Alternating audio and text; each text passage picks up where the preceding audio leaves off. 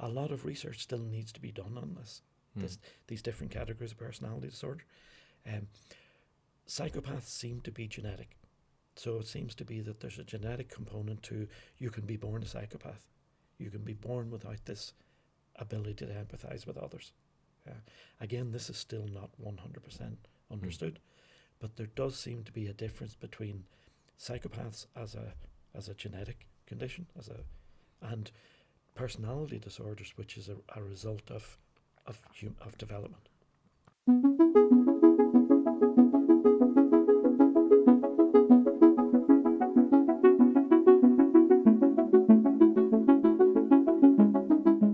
So personality disorder then, the basic definition of personality disorder, is a structural part of the personality.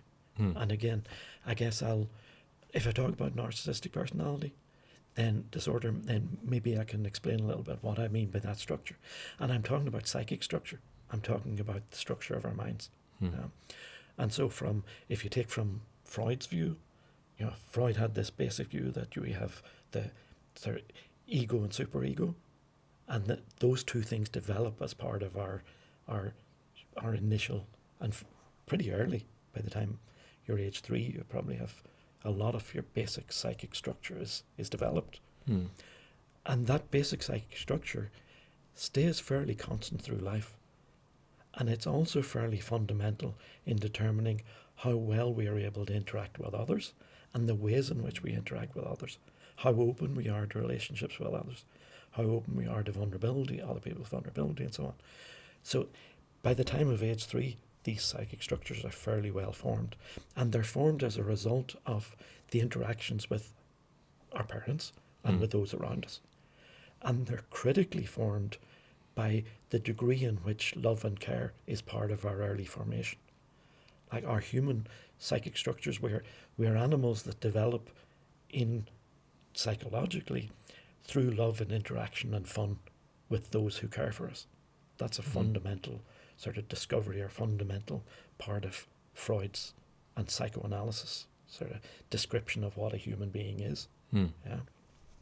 So if you take just this ego and superego part of Freud's understanding, the ego isn't what people usually think of. He's got a big ego, which means he's very narcissistic.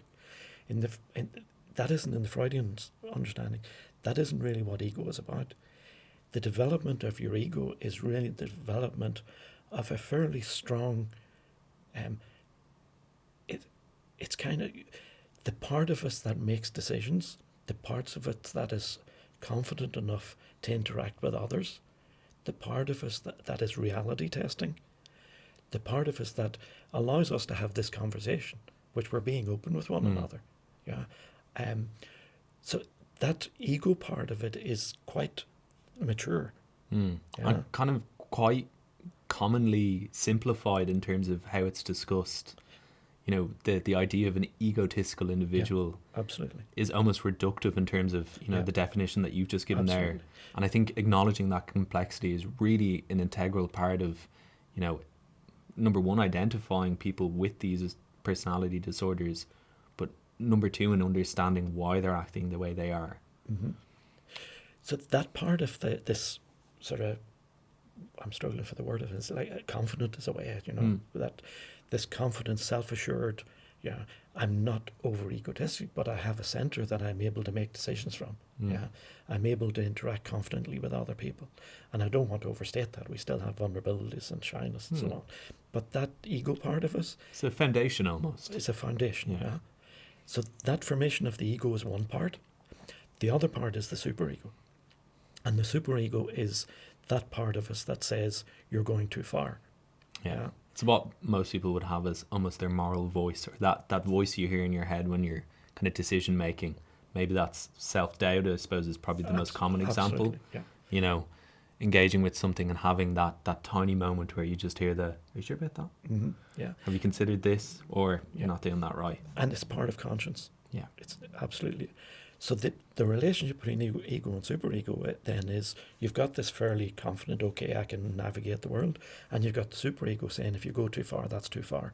You're treating other people badly. You should feel guilty about that. Your superego makes you feel guilt. which is one of the things in personality disorders and psychopaths. They don't. There's an absence of, total absence of guilt. So in this picture of, say, the development of narcissistic personality disorder, for most normal human psychic development, you get through love and care. And one of the ways that happens is that you internalize other people, which I think it's a beautiful picture of who we are, because we're part of the people who loved us. We are the people who loved us.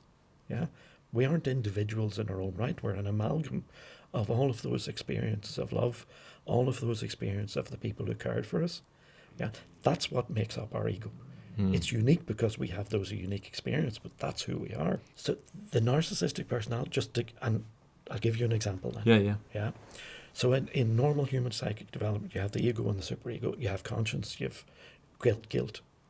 For the development of narcissistic personality disorder, the idea is that at a very early stage, if you could imagine when you're very young and you're saying to your parents, look at what the drawing I did, or look, I can dance, look at me dancing. And instead of your parent or your whoever's caring for you saying, that's fantastic, you're brilliant, keep doing that, do another one, show me another one. Instead of saying that, they say, that's crap. That's absolute rubbish. You're worthless. Why would you bring that to me? And they internalize that. They don't internalize the confidence. They internalize this, I'm rubbish, I'm useless. Yeah.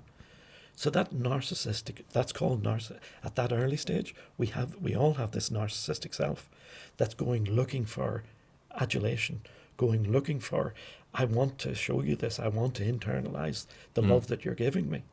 But they don't get it. So they never get out of this narcissistic self. They never get out of this always looking for adoration and acclaim from other people. I'll give you an example of this where this struck me with Trump. 100%.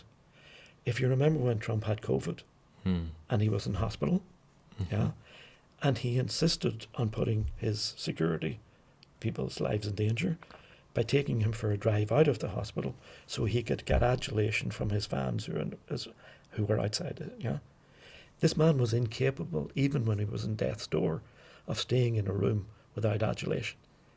He would have psychically collapsed if he didn't get that adoration from other people. Yeah.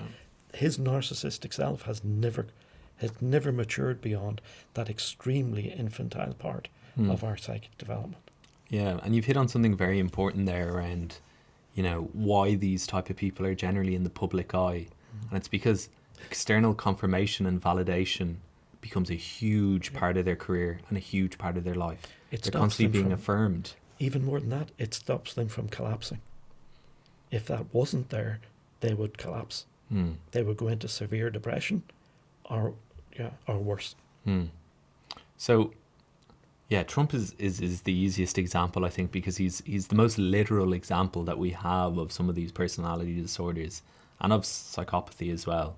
I think, I don't want to say the word diagnosis, but if we were to look at Trump objectively, and we looked at psychopathy, narcissistic personality disorder. Remind me of the third one? Paranoid personality disorder. Did we define that? We didn't. Okay. So just very briefly, paranoid personality disorder is whereas psychopaths are unable to see other people as human, to have empathy. Narcissistic personality disorder, they're unable to see anyone as their equal because I'm the most important in the world. You're simply there to keep me inflated by giving me adulation. Therefore, I don't care about you as a person or as an individual. You don't have any existence other than keeping me fed with narcissistic reward. It's a dismissal of somebody else's ego, essentially. They're incapable of. They're incapable of seeing any other people as individuals. Other people's function is simply to be there to serve them. Yeah. With paranoid personality disorder, as I say, in the way that narcissistic personality disorder is unable to see other people as their equal. So you can think about laws and equality and organising societies on the basis of equality. They are psychologically incapable of even conceiving what that would be like. Yeah. And then to get to paranoid personality disorder, in paranoid personality disorder, this also corresponds to an early stage in our development, where we see the world as a threat. The whole world is a threat. And paranoid personality disorder is unable to get beyond that part of our development. So people with paranoid personality disorder are unable to have human relationships in the normal sense because they are psychologically incapable of seeing other people as other than someone who's out to get